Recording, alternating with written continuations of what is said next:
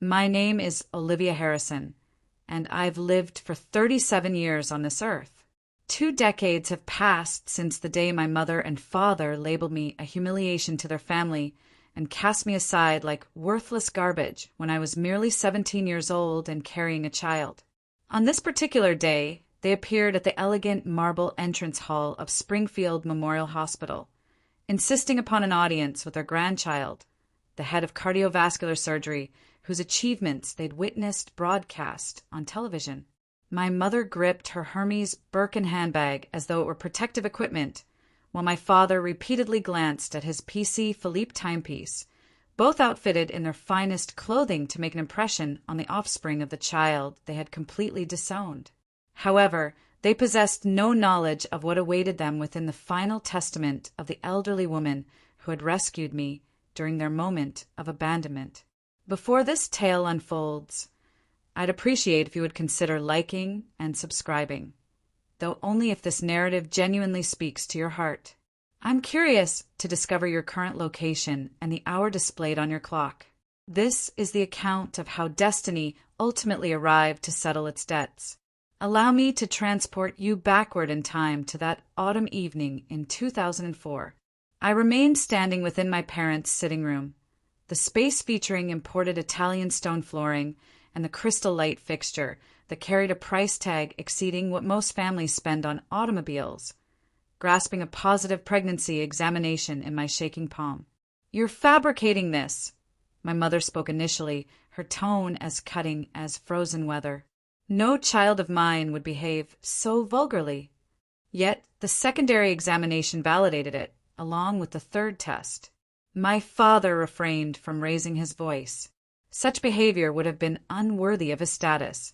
Rather, he proceeded to my bedroom with calculated movements and emerged carrying my luggage, the very bag they had purchased for my anticipated university visit tours. He positioned it beside the entrance with surgical exactness. "You possess 10 minutes, he stated, straightening his Yale University ring. "Collect whatever can be accommodated. Deposit your residence, keys upon the surface. Father, I'm begging you. You are no longer our child." He reversed the family photograph on the shelf to face the wall, the image where we all dressed in coordinating white garments and fabricated expressions of happiness. Our child wouldn't have engaged in intimate relations with some young man and demolished everything we've constructed. My mother positioned herself near the antique timepiece, inspecting her nail polish. "Do not contact us. Do not return to this address. We shall inform everyone you're pursuing education in foreign countries." Owen, the young man who had sworn eternal devotion to me, he'd already secured admission to Stanford University. His family retained legal counsel. His prospects held greater significance than mine, or those of our unborn baby. He had eliminated my contact information the very day I revealed my condition. 10 minutes. That represented the complete duration they allocated for me to gather up 17 years of existing as their offspring. I seized clothing items, my grandmother's jewelry piece they had overlooked, and the $227 for my trinket container. The locking mechanism engaged behind me with the sound of a magistrate's hammer, absolute and permanent. I spent that evening sleeping in Riverside Park beneath the pavilion structure where Owen had initially embraced me romantically. 72 hours afterward, I awakened to someone softly moving my shoulder. Not a police officer or a threatening individual. An elderly woman in her 7th decade, dressed in a cashmere overcoat and displaying authentic worry. "Young woman, you'll succumb to hypothermia remaining here," she said. Elena Rossi had been exercising her elderly canine during daybreak hours, a habit she'd maintained following her spouse's passing. She observed me positioned on that park seating, utilizing my luggage as a cushion, and something within her fractured, or perhaps something mended. "I'm managing adequately," I fabricated through teeth that wouldn't cease chattering. "No, that's untrue." She examined my features, then my abdomen. Even at scarcely 8 weeks gestation, She comprehended the situation. When I commenced weeping, genuinely sobbing, not the soundless tears I'd conserved for 72 hours, she seated herself directly there on that frigid bench and embraced me as though I possessed value. "Accompany me," she eventually said. "Pierre and I require companionship for the morning meal." Her automobile carried the scent of lavender plants and fine leather. The temperature-controlled seats seemed like paradise. She transported us to West Side, to a residence that extended across property equivalent to a modest recreational area. 8 sleeping chambers for a single widow and 1 geriatric poodle. "I experienced the loss of my daughter," she expressed plainly as she guided me indoors. Automobile collision 5 years prior. She was expecting a child as well. The chamber, she revealed to me, had been previously arranged, not specifically for my arrival, but for someone in need. A Pottery Barn infant bed stood, constructed, in the corner section. The wardrobe contained pregnancy garments with price tags still attached. "This belongs to you presently," she declared. "No interrogations, no obligations. Every person merits another opportunity." "For what reason?" I murmured.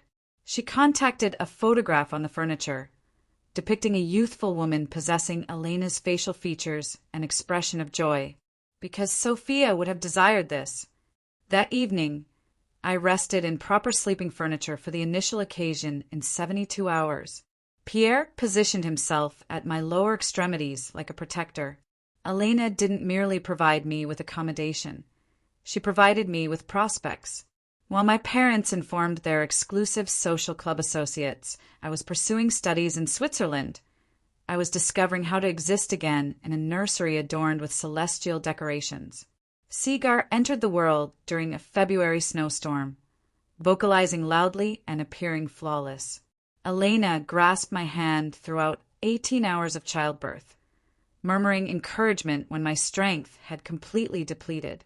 She severed the umbilical connection when I requested her assistance. She was the initial person to embrace him following me. "He possesses exceptional intelligence," she proclaimed, despite him being merely minutes into life. "I can perceive it within his gaze." Her assessment proved accurate. Seagar achieved independent mobility at 9 months, acquired reading skills at 3 years, and qualified for advanced educational programs prior to kindergarten enrollment. While I attended evening courses for my high school equivalency credential, then community college instruction via internet, he assimilated information like other children assimilated animated programming.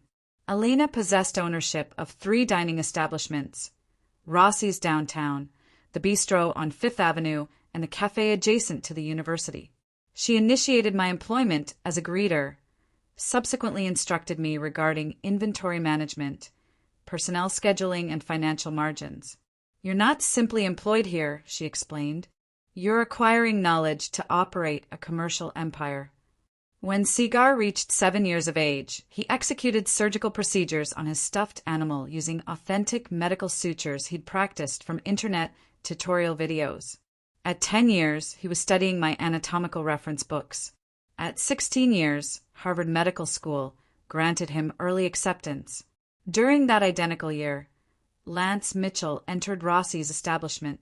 He was revising Elena's final testament.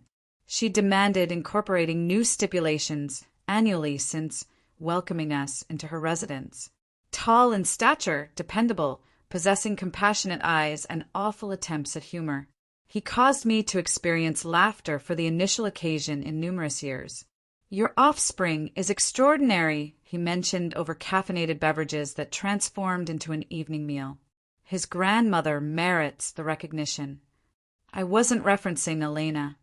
He displayed a smile, though she referenced something fascinating regarding her testament, something concerning safeguarding the family one selects. Even during that period, Elena was strategizing for the future. Everything transformed when the Springfield Gazette published the headline, "20-year-old medical practitioner becomes youngest department director in state historical records." Seagar's photograph occupied half the primary page.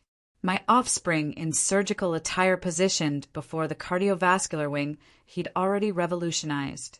The article referenced his complete name, Dr. Seagar Harrison, MD, PhD, my original surname, the surname my parents believed they'd eliminated.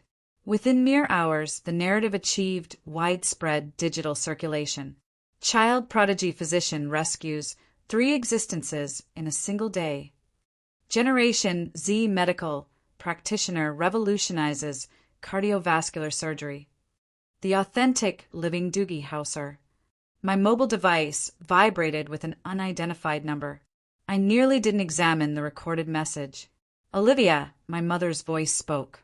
Following 2 decades of absolute silence, we must deliberate regarding our grandson. Our grandson? Not your offspring.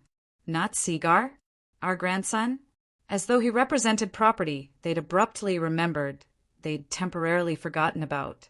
The electronic correspondence commenced subsequently, transmitted to my restaurant's accessible address. Businesslike, emotionally detached. Dear Olivia, we trust this communication discovers you in good health. Recent information has reached our awareness concerning Seagar's exceptional accomplishments. As his grandparents, we believe it's appropriate to re-establish connection. They affixed their signatures from their professional email. Harrison Industries, the corporation they'd safeguarded by disposing of me. Lance discovered me weeping in my workspace, not from melancholy, but from fury. They desire him currently that he's achieved success, I stated. 20 years of absolute nothing, and presently they wish to lay claim to him. What is your desired course of action? He asked. Make them vanish once more. He drew me close. We possess the capability to accomplish that. But initially, permit me to examine something within Elena's documentation. She referenced provisions for this precise circumstance. That evening, Seagar worked a 16-hour rotation, rescuing 2 existences. He possessed no awareness his grandparents existed, much less that they were circling like scavenger birds who'd identified valuable treasure. They initiated with subtle approaches. A dining reservation at Rossi's utilizing a fabricated identity, occupying seating in my designated area, observing me perform my duties. I identified my mother's emerald jewelry piece prior to recognizing her facial features. She'd experienced aging poorly, Botox treatments, engaging in a futile struggle against resentment. Pleasant evening. I'm Olivia. I'll be assisting you. We possess knowledge of your identity. My father positioned down his dining selection as though delivering a judgment. We must deliberate regarding Seagar. You must depart immediately. They refused. Rather, delivered packages began appearing at the medical facility. A Rolex Submariner timepiece for Seagar, a Mont Blanc writing instrument collection, a first edition Gray's Anatomy medical text valued at thousands of currency units. Every present arrived with an attached card bearing the inscription, Your devoted grandparents. Seagar transported them to our residence, appearing bewildered. Mother, an unknown individual continues transmitting costly items to me.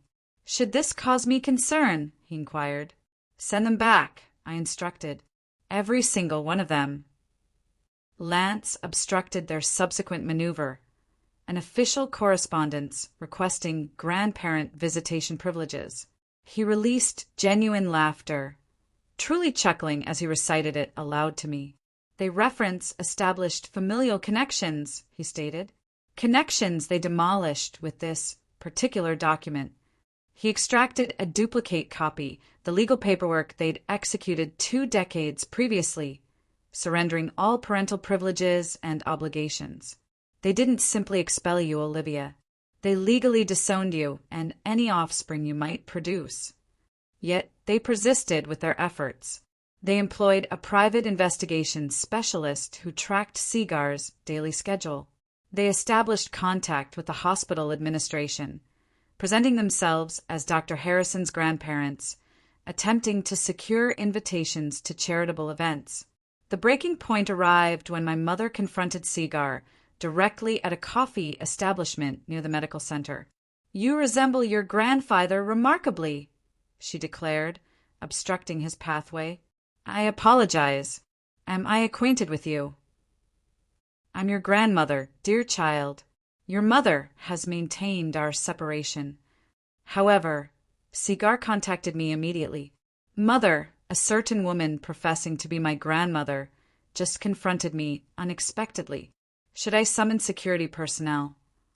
"Yes," I responded, "without exception." The telephone call arrived at 2 o'clock in the morning because Owen consistently demonstrated dreadful timing. "Liv, this is me speaking.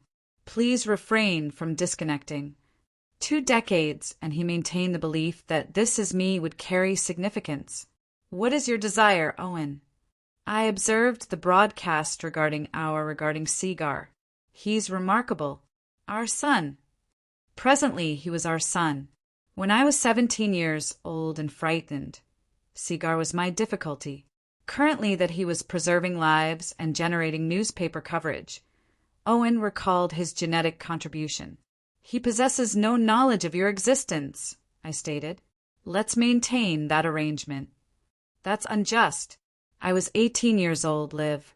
My parents issued threats to what? Disown you? Expel you? Force you to rest in public parks while carrying a child?" "Silence. That's what I presumed. I'm divorced presently. My business venture collapsed. I've forfeited everything." His voice fractured. "I simply desire to become acquainted with him. He's my bloodline." "Bloodline? You eliminated my contact information when I required you most urgently. Your parents established communication with me. The confession suspended between us like a hanging rope. They believe if I'm participating, you'll demonstrate greater receptivity to reconciliation. They're proposing to assist me financially if I can persuade you." I terminated the call. Subsequently, I contacted Lance. "They're coordinating efforts," I informed him. "My parents and Owen, they're genuinely strategizing this collectively." "Excellent," he responded, which astonished me. "Conspiracy generates evidence. Transmit me everything. Telephone calls, electronic messages, text communications." Elena was extremely particular regarding documentation. The following morning, Owen transmitted an extensive email concerning his paternal privileges. He included my parents in the correspondence. At the conclusion, nearly concealed in the signature section, was a phrase that validated everything. "Consultant, Harrison Industries Family Relations." They genuinely employed him. My parents hired the individual who abandoned me to manipulate me into permitting them proximity to Seagar. Elena had been correct regarding everything. Family isn't determined by bloodline. It's determined by selection. And certain selections, once executed, cannot be reversed. If you've ever been required to oppose family members who only desire your presence when you've achieved success, please leave a positive indication to support others fighting for healthy boundaries. Don't neglect to subscribe and activate the notification alert. The subsequent portion will demonstrate what transpires when truth encounters spotlight. What is your current location and what hour is displayed there? I genuinely wish to know if this narrative reaches others who comprehend that DNA doesn't equal devotion. Currently, let's observe what transpired when my parents decided to make their demands public knowledge. Tuesday, 1500 hours. Seagar was 8 hours into a complicated pediatric cardiovascular surgery when my parents entered Springfield Memorial's VIP entrance hall. "We're present to visit our grandson, Dr. Harrison," my mother proclaimed to the reception desk sufficiently loud for everyone to perceive. "We're his grandparents, the Harrisons of Harrison Industries." The receptionist summoned security instead of Seagar, but my parents had arrived equipped. "This is absurd," my father vocalized loudly, his voice reverberating off the marble surfaces. "We contribute millions to this medical facility. Our grandson is director of surgery. We insist upon seeing him." Visitors paused to observe. Physicians murmured. An individual initiated recording on their mobile device. My mother, perpetually the theatrical performer, extracted a cloth handkerchief. Not disposable tissues, but a genuine monogrammed cloth. 2 decades we've been separated from him, she lamented. We simply desire to encounter our sole grandchild. Security personnel arrived as I did, Lance positioned beside me. Madam, sir, Dr. Harrison is performing surgery. Then we shall remain, my father proclaimed, positioning himself on a leather seating as though he possessed it, which, considering the Harrison Industries commemorative plaques on the surfaces, he likely believed he did. The security supervisor looked at me. Mrs. Mitchell, how would you prefer us to manage this situation? My mother's weeping ceased immediately. Mitchell, you remarried. You assigned our grandson another man's surname. He never possessed your surname, I said softly. You ensured that when you executed documents, relinquishing him. The assembled crowd murmured quietly. My father's facial complexion turned violet. How dare you speak thus? The operating room doors separated. Seagar emerged, still dressed in surgical garments. The infant he'd just rescued being transported to recovery. He examined the scenario. Security personnel, strangers with mobile devices extended, 2 impeccably dressed elderly individuals creating disorder. Then at me. Are these the individuals who've been pursuing me? Yes, I responded. Then I desire them expelled. He didn't even glance at them. Immediately, my parents didn't depart. Instead, they contacted Channel 7 from the hospital parking area. Within 60 minutes, news broadcasting vehicles surrounded the primary entrance. My mother had transformed into a St. John's garment. She'd transported wardrobe alternatives for her confrontation. My father positioned beside her, the mourning grandfather in his Harvard neckwear. We're devastated, my mother informed reporter Jennifer Chin. 2 decades previously, there was a misunderstanding. We were in emotional shock regarding our adolescent daughter's pregnancy. We responded inadequately, but we've been attempting to reconnect to make reparations, and we're being refused access to our sole grandchild. She touched her eyes with that identical monogrammed cloth, cautious not to disturb her cosmetics. Dr. Harrison is a medical innovator, the reporter suggested. You must experience pride.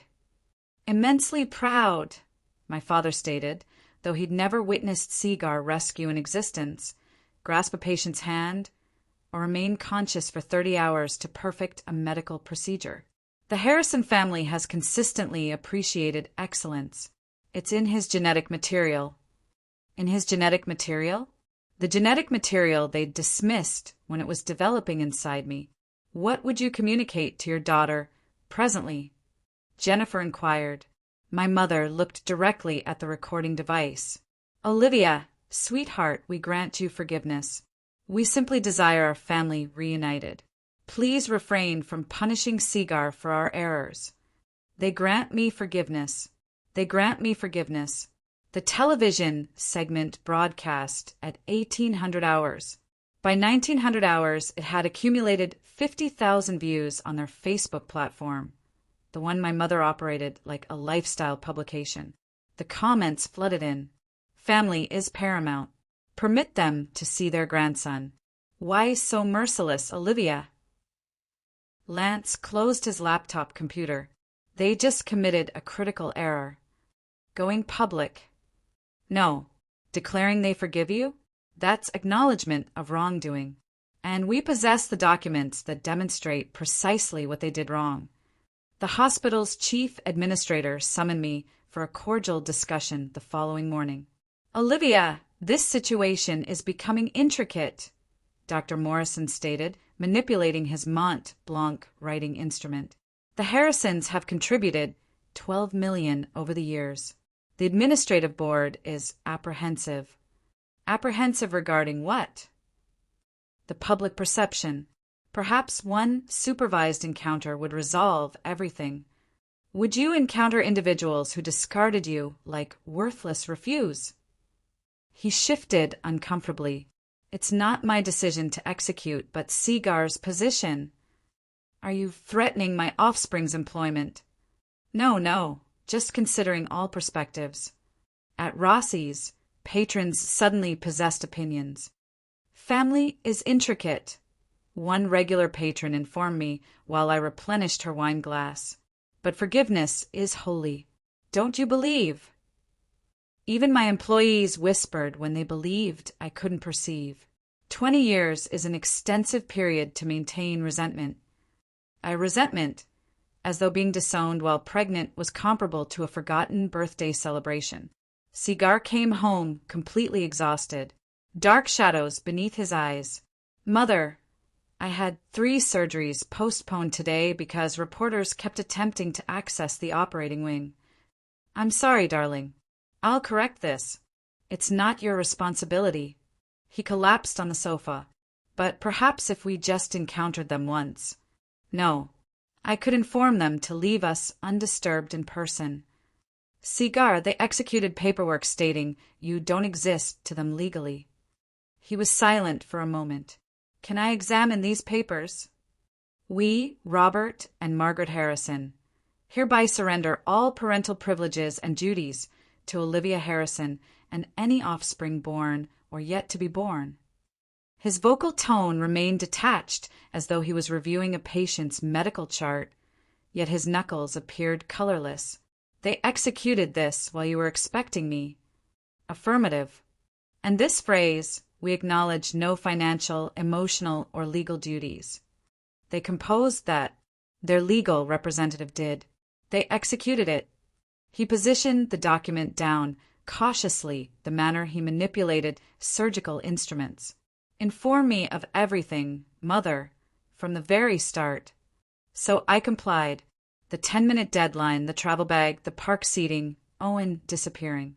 Everything I'd shielded him from for 2 decades poured forth in my kitchen while Lance grasped my hand. Owen Blake is my biological father. Affirmative, the technology business person who recently proclaimed bankruptcy. I gazed at him. You possess knowledge? I'm not unintelligent, Mother. I can utilize Google search. Owen Blake, Stanford graduate, romantically involved with Olivia Harrison during secondary school. He extracted his mobile device, displaying Owen's LinkedIn profile. He's been examining my profile on a weekly basis for 6 months. My brilliant child. For what reason didn't you mention anything? Because you refrained. I concluded when you were prepared, you'd inform me. He examined the paperwork once more. So, Grandmother Elena was your genuine grandmother, the sole one who desired your presence. She departed something for me, didn't she? In her final testament. That's the reason Lance keeps examining documents. Lance gestured affirmatively. She departed everything to you, with stipulations. Your biological grandparents cannot access a single cent if they abandoned you. What quantity? $15 million plus the dining establishments.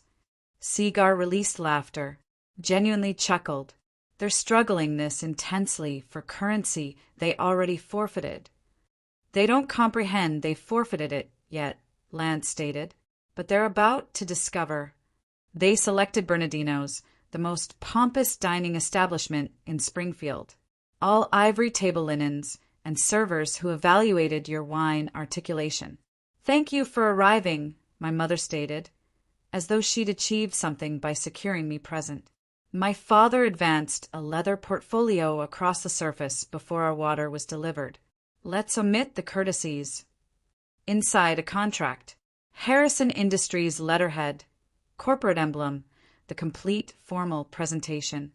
$5 million, he stated, positioned in fiduciary arrangement for Seagar immediately. Another 5 when he becomes a board member. All we request is a public reconciliation, a family photograph for the announcement. You desire to purchase us?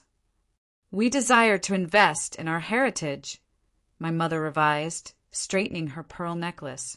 Seagar is a Harrison. He should profit from that surname. The surname you removed from me, which we're proposing to reinstate. The IPO commences next month. Harrison Industries, 3 generations of distinction, examines favorably with Focus Assemblies. Focus Assemblies. They'd conducted market research on our reconciliation. And Owen, I inquired. My father's jaw muscle tightened. Mr. Blake is a distinct matter. Is he? Because he informed me you're compensating him as a consultant. My mother's facade slipped for merely an instant. That's a misinterpretation. Lance had been silent until this moment. Is it? Because we possess electronic messages suggesting otherwise. Something regarding a finder's compensation. You've been surveilling our communications. My father rose to his feet. That's unlawful. Negative. Owen transmitted them to Olivia. Carbon copied. Actually, he's not exceptionally intelligent. They exchanged a glance. The identical one they'd shared when determining my destiny 2 decades previously. The proposal remains, my father stated, discarding $300 bills on the surface, but not for an extended period. As they departed, my mother rotated. That child deserves to know his authentic family. He does, I stated. That's the reason he'll never know you. Lance worked until late that evening. Laptop computer open. Documents distributed across our dining surface like evidence at a crime investigation, which fundamentally they were. Olivia, come examine this. The electronic message sequence extended back 3 months prior to the initial news article regarding Seagar. My parents had been strategizing this. From Robert Harrison at harrisonindustries.com to Owen Blake 204@gmail.com. Subject: Consultation Agreement. Mr. Blake, per our discussion, you'll receive 10% of any assets retrieved from the reconciliation with our daughter. Your role: establish paternal connection with SH, leverage for maternal cooperation. They're designating my son as assets retrieved, I stated. Continue reading. Owen's response caused me nausea. Happy to assist.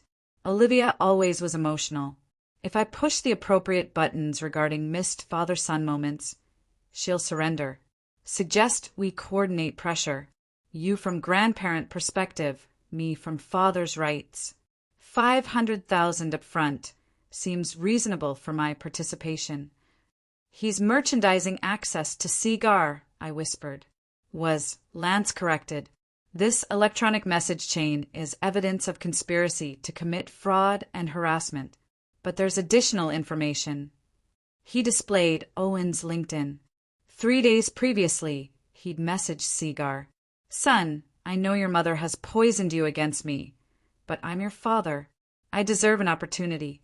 Your grandparents concur. We could accomplish great things, collectively. The Harrison medical heritage combined with Blake innovation. Think about your future. Seagar didn't inform me, because Seagar reported him for harassment. LinkedIn prohibited him. He also, Lance smiled, transmitted Owen's bankruptcy filing to Harrison Industries board. Turns out they don't appreciate being associated with failed business persons who owe the IRS $2 million. They're still compensating him. The board voted yesterday to terminate all consultant contracts. Your father doesn't possess knowledge yet. Sometimes karma needs a competent lawyer to assist it along. Lance unlocked Elena's safe with the combination she'd made me commit to memory. 07-23-2005, the day Seagar was born. She updated this annually, he stated, extracting the leather-bound document. But this provision never changed. He turned to page 7, paragraph 4, highlighted in yellow. Should any biological family member who previously abandoned, disowned, or rejected my chosen daughter, Olivia Harrison, or her son, Seagar Harrison, attempt to claim relationship or assets after achieving success or recognition, they shall be permanently barred from any inheritance, property, or financial benefit from my estate. She knew this would transpire. She planned for it. Look. He clicked play on an iPad. Elena's face filled the display, recorded just months before her death. If you're watching this, Elena said, her voice still powerful despite the cancer, then Robert and Margaret Harrison have crawled out from whatever stone they've been concealing under. Hello, Mr. and Mrs. Harrison. Yes, I know precisely who you are. I hired investigators the day I encountered Olivia. I know about the 10 minutes, the travel bag, the family portrait you reversed face down. My throat constricted. Even dying, she'd protected us. You discarded a treasure, Elena continued. I found her. She became my daughter in every way that matters. Seagar became my grandson. And you? You're nothing. Phantoms. Signatures on a paper that ensures you'll never harm them again. The video, Elena looked directly at the recording device. Olivia, my darling, they'll come with currency and promises. Don't believe them. You have everything. The restaurants, the investments, this house. $15 million. All in your name.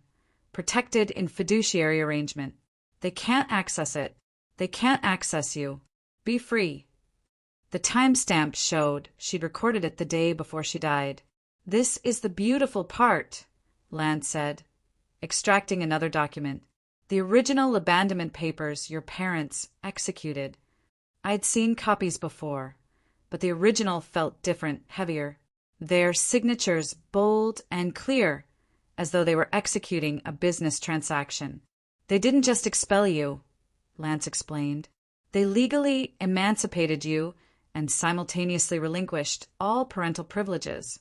But here's what their legal representative apparently didn't explain, or maybe they didn't care to comprehend. He pointed to Clause 6. This relinquishment extends in perpetuity to any offspring born or unborn of the aforementioned minor. In perpetuity, forever. They can't claim grandparent privileges because legally Seagar isn't their grandson. They made sure of that 20 years ago. But they're on television saying they're lying, or they never read what they executed. Either way, this document is legally binding and irreversible. They could have contested it within the first year, but after that he smiled, ironclad. I thought about my father's Harvard law degree hanging in his office, my mother's insistence on reading every contract. They'd known. They'd wanted me gone so completely that they'd executed away their future, too. There's one more thing, Lance said. If they continue harassment after being shown these documents, we can file for a restraining order, criminal harassment charges. They could face jail time. They'd never risk that. Their reputation. Exactly.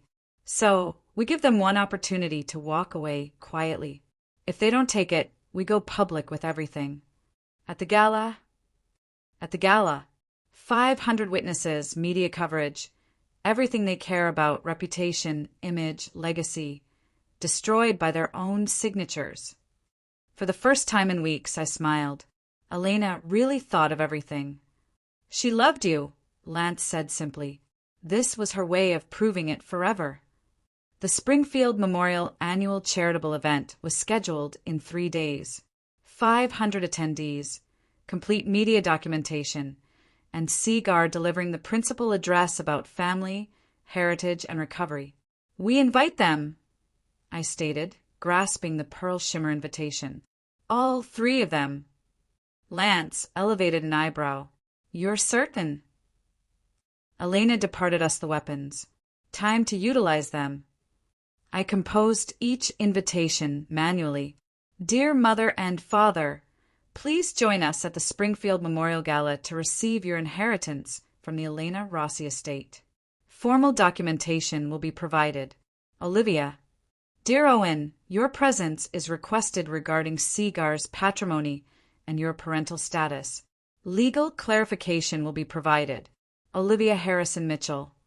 They'll believe they've achieved victory, Lance stated, securing the envelopes. Let them believe it.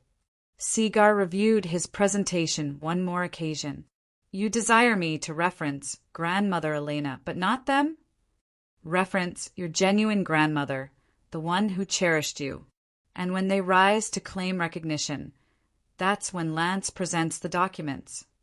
We'd reserved a table in the front and center for them. Table number 1. Impossible to overlook. Impossible to depart without everyone observing. The hospital board will be present, Lance noted. Harrison Industries investors. Everyone they care about impressing. Good. I contacted the foundation coordinator.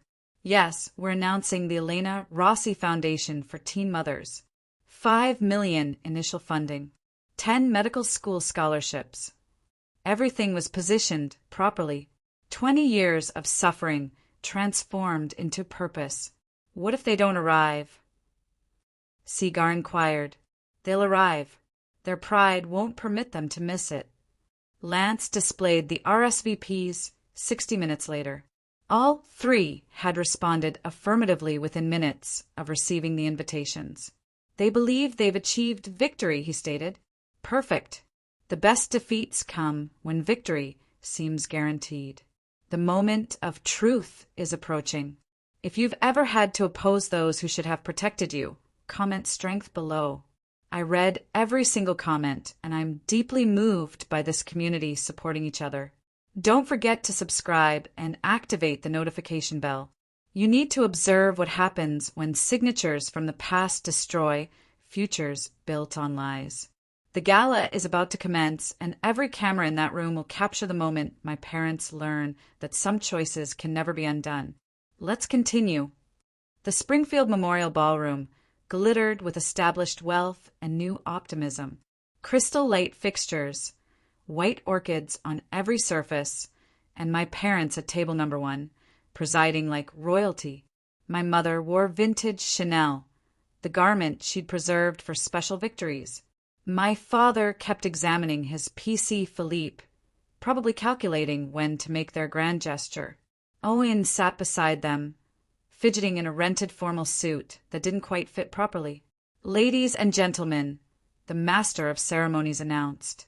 Please welcome our keynote speaker, Dr. Seagar Harrison. My son walked to the speaking platform in scrubs. Not a formal suit, not a business suit, but the uniform he'd earned preserving lives. The audience murmured. My parents' smiles tightened. Good evening. I'm here to discuss family, Seagar began. Not the family you're born into, but the family that selects you when you require them most. My mother preened, assuming he meant them. 20 years ago, a 17-year-old young woman was expelled from her home for becoming pregnant. She rested in parks. She consumed food from vending machines. She had nothing except the life developing inside her. The room went silent. My father's hand froze on his champagne glass. Then Elena Rossi found her, a widow with no obligation to assist, no reason to care except that she comprehended what family genuinely meant. Elena became my grandmother. She provided my mother shelter, dignity, purpose. She provided me life. On the LED display behind him, Elena's photograph appeared. 20 feet tall, smiling, radiant. Everything I am, Seagar continued, I owe to 2 women. My mother, Olivia Harrison Mitchell, who sacrificed everything for me, and my grandmother, Elena Rossi, who proved that love isn't about bloodline, it's about showing up. My parents were no longer smiling.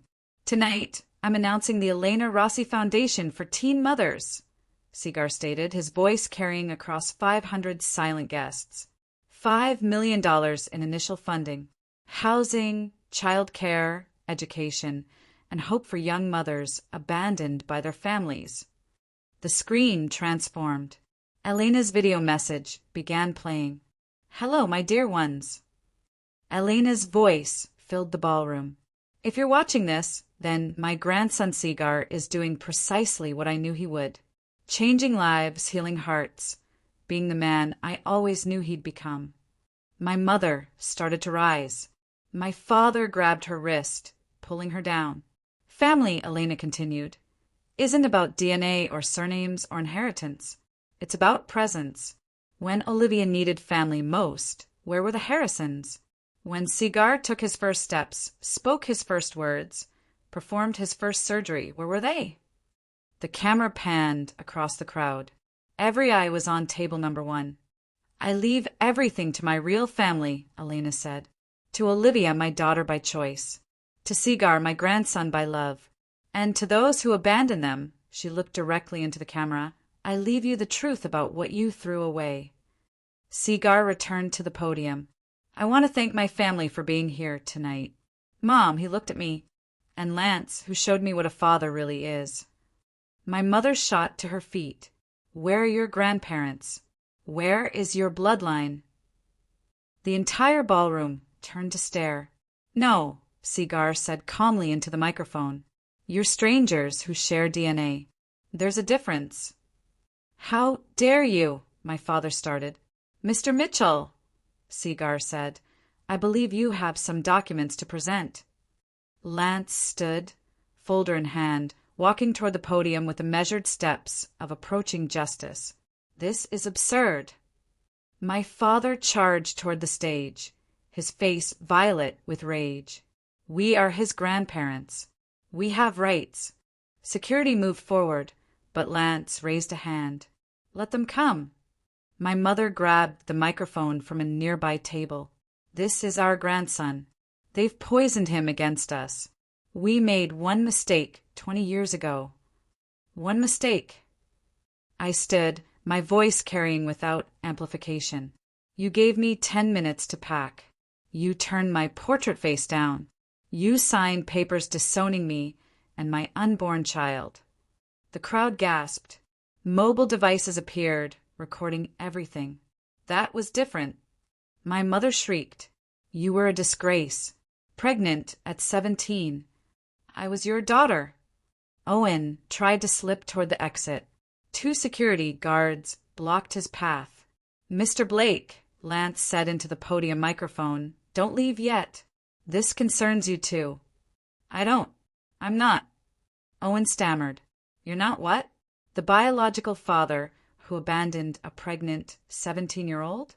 Or the consultant being compensated by the Harrisons to manipulate their daughter? My father lunged for the podium. You can't prove. Actually, Lance smiled, clicking a remote. I can. The screen illuminated with emails. The conspiracy laid bare in 40-foot letters for 500 witnesses to read. 10% of assets retrieved, Lance read aloud. Push the appropriate buttons regarding missed father-son moments. She always was emotional. My mother's Chanel garment couldn't conceal her trembling. My father's Harvard pin couldn't restore his dignity. Owen looked as though he might vomit on his rented shoes. Shall we discuss, Lance continued, the legal documents you executed 20 years ago? The ones that permanently severed all rights to Olivia and her children. The ballroom held its breath. Lance clicked again. The abandonment document filled the screen, every word magnified, every signature clear as daylight. October 15th, 2004, he read. We, Robert and Margaret Harrison, hereby relinquish all parental rights and responsibilities to Olivia Harrison and any children born or unborn. The document zoomed in on their signatures. Bold, deliberate, undeniable. This extends in perpetuity, Lance continued. Forever. Irreversible. You didn't just disown your pregnant daughter. You legally disowned every generation that would come from her. We didn't comprehend. My mother started. You didn't comprehend. Lance pulled up another document. Mr. Harrison, you possess a Harvard law degree. You knew precisely what you were executing. My father's mouth opened and closed like a fish drowning in air. But that's not all, Lance stated. Let's discuss what transpires when you abandon someone, then attempt to claim their inheritance. The crowd leaned forward. Even the waitstaff had paused to observe. 20 years ago, you discarded Olivia. Elena Rossi found her, cherished her, raised her grandson as her own, and when Elena died, she left extremely specific instructions regarding blood relatives who abandoned family. That currency should be ours, my father shouted. We're the biological grandparents who executed away all rights. Look at the screen, Mr. Harrison. Look at your signature. That's your handwriting stating Seagar doesn't exist to you. Channel 7's camera captured everything. Jennifer Chun held her microphone toward the stage, broadcasting live. Every person in this room, Lance stated, every camera, every mobile device, they're all witnessing the truth. You abandoned a pregnant teenager. You executed away your grandchild. And now you desire to profit from his success. The disgust in the room was palpable. Individuals actually turned their backs on table number 1. Now, Lance stated, let's discuss Elena Rossi's will. The screen transformed to the official probate documents, complete with gold seals and notarizations. Article 7, Section 4. Any biological family member who previously abandoned, disowned, or rejected Olivia Harrison or Seagar Harrison shall be permanently excluded from all inheritance, property, or financial benefit from this estate. She can't do that, my mother screamed. She can, and she did. The estate is valued at $15 million. The restaurants, the properties, the investments, all of it transfers to Olivia and Seagar. You, Mr. and Mrs. Harrison, receive nothing. But more importantly, Lance clicked again, showing a video timestamp. Elena left you a personal message. Elena appeared on screen again, but this was different footage. She was looking directly at the camera, directly at my parents, Robert and Margaret Harrison. Elena's voice rang out. I know you're watching this. Probably in a room full of individuals you're trying to impress. Good. Let them all hear this. You are the worst kind of cowards. You discarded a treasure because you feared judgment.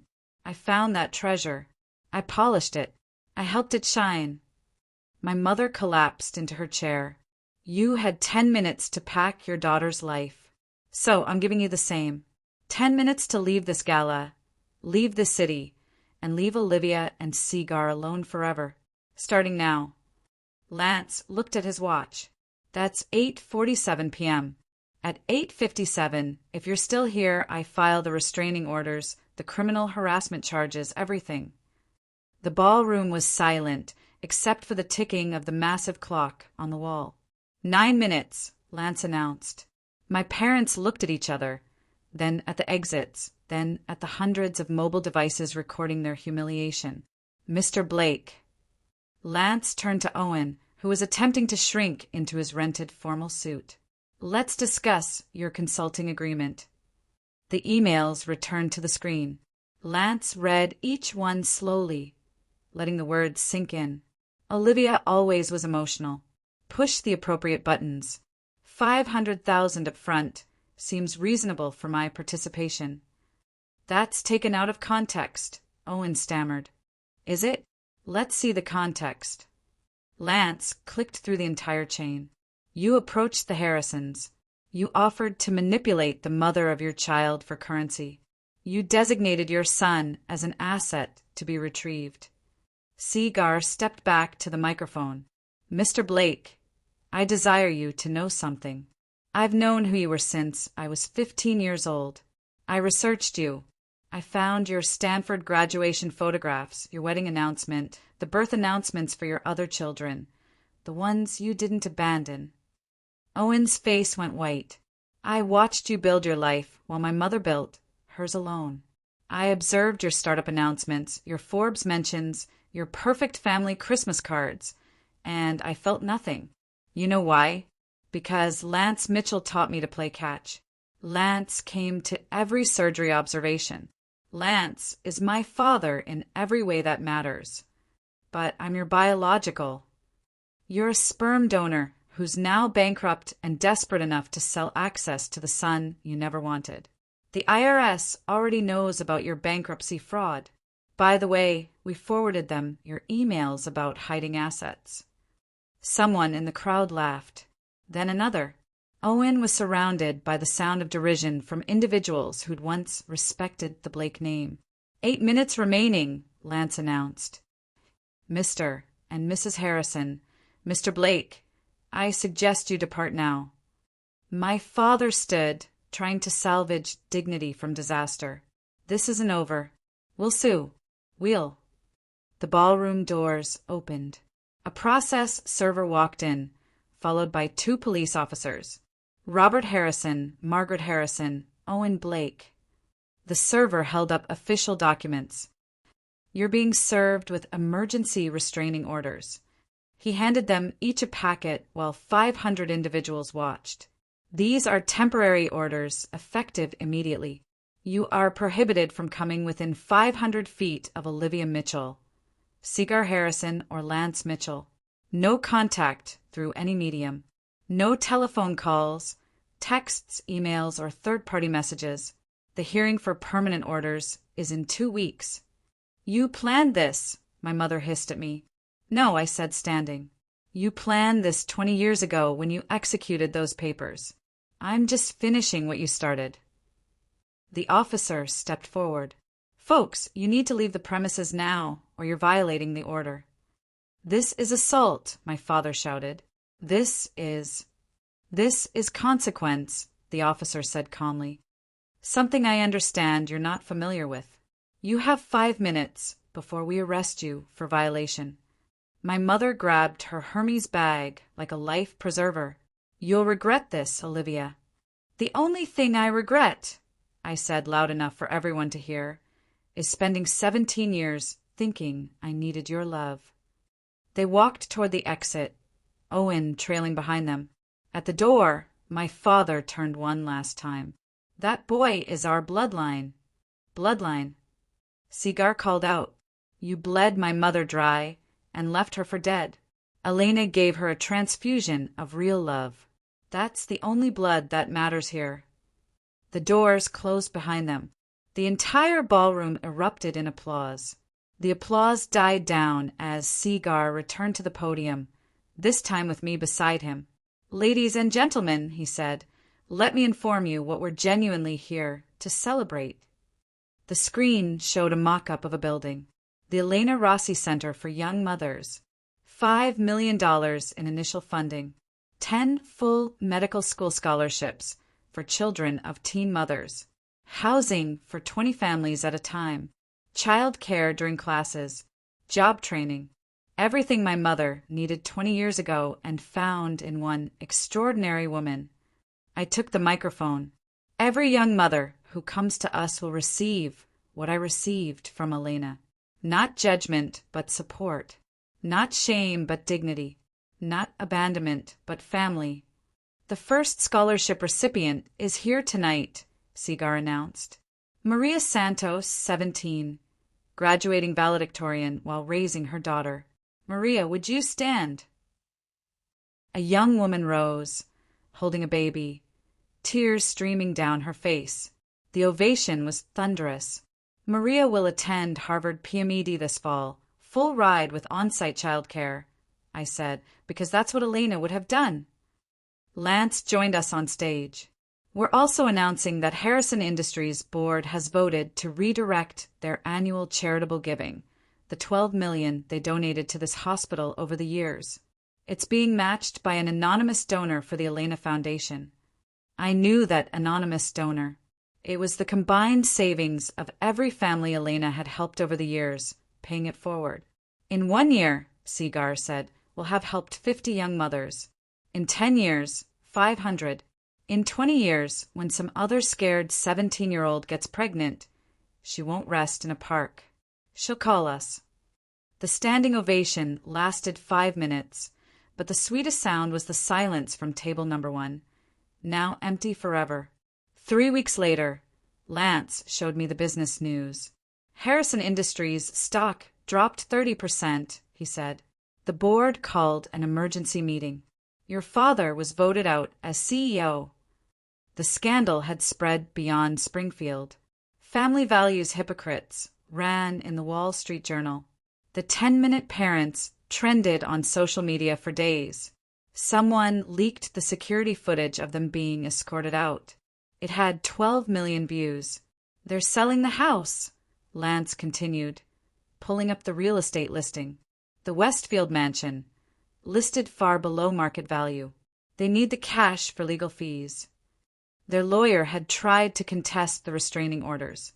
The judge not only upheld them, but made them permanent after seeing the evidence. What about Owen? Worse. His ex-wife's lawyer subpoenaed our emails. Turns out hiding currency from bankruptcy court while owing $200,000 in child support is a federal crime. He's facing 3 years. I felt nothing. Not satisfaction, not pity, just nothing. They moved to Arizona, Lance added. Scottsdale. Your mother's sister took them in. They're living in her guest house. From a 7-bedroom mansion to a guest house. From society galas to exile. The best part. Lance smiled. Remember their church? The one where your father was an elder? They were asked to find a new place to worship. Apparently, abandoning pregnant teenagers doesn't align with their values.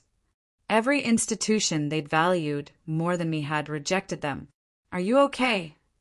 Lance asked. I'm free, I said. For the first time in 20 years, I'm completely free. That night at dinner, Seagar said the foundation received a donation today. Anonymous. $50,000. We all knew who it wasn't from. 6 months later, we gathered for our weekly dinner, the tradition Elena started, and we'd never stopped. Seagar carved the roast using the technique Elena taught him when he was 12. So, I preserved 3 lives this week, he said casually, as though he was discussing the weather. Show off, Lance teased, pouring wine from Elena's collection. The youngest was 4 months old, Seagar continued.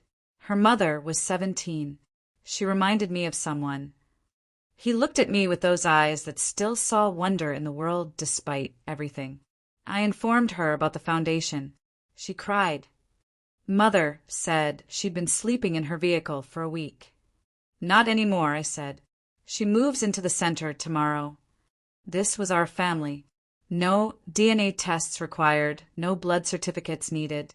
Just presence, consistency, and choice. Elena's portrait hung where the television used to be. We'd rather look at her than any screen. Fresh orchids sat beneath it, replaced weekly. Her favorite. I'm getting married next month, I announced. Lance nearly dropped his wine. You're supposed to let me propose first. Elena always said I should speak up for what I want. I pulled out the ring I'd bought him. So, Lance Mitchell, will you make this official? Seagar laughed. Really laughed the way he did as a child. Mother, you just proposed at dinner over pot roast. Elena would approve, Lance said, sliding the ring on. Yes, absolutely yes. We toasted with Elena's Waterford crystal, the ones she saved for celebrations. In the candlelight, I could almost see her smiling. This was family. Not perfect, not traditional, but real, chosen, permanent. And somewhere in Arizona, in a guest house, 2 strangers I once called parents were learning what I'd known for 20 years. Some choices can't be undone, but better choices, those can be made every single day. Thank you for staying with my story. If you've ever had to choose between bloodline and happiness, remember this. Real family shows up when the world walks away. Like and subscribe if this story reminded you that justice exists, even when it takes 20 years. Share this with anyone who needs to hear that they deserve unconditional love. Comment, family, if you believe in chosen families, not forced ones. And if you're that scared 17-year-old somewhere, sleeping in your vehicle or on a friend's couch, you're not alone. There's help. There's hope.